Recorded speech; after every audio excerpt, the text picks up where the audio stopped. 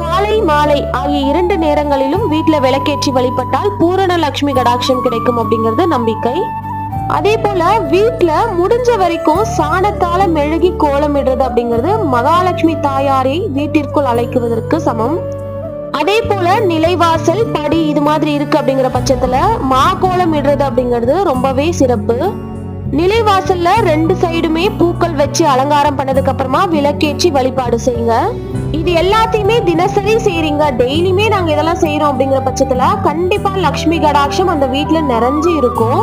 So இன்னைக்கான story இதுதான், உங்களுக்கு யூஸ்ஃபுல்லா இருந்திருக்கும்னு நம்புறேன். இன்னைக்கான கிவ் அவே கொஸ்டின் என்ன அப்படிங்கறத பார்த்துக்கலாம். நம்ம வீட்டுல எந்தெந்த பொருட்களை குறைவில்லாம அதாவது நிறைவா எப்போதுமே வச்சிருந்தா மகாலட்சுமி தாயார் வாசம் செய்வாங்க அப்படிங்கறத இந்த பதிவுல நான் லிஸ்ட் அவுட் பண்ணி சொல்லியிருக்கேன். என்னென்ன பொருட்கள் நிறைவா எப்போதுமே நம்ம வீட்டுல இருக்கணும் அப்படிங்கறது தான் இன்னைக்கான கிவ் அவே கொஸ்டின். இதுக்கான ஆன்சர் வீடியோக்குள்ளவே இருக்கு.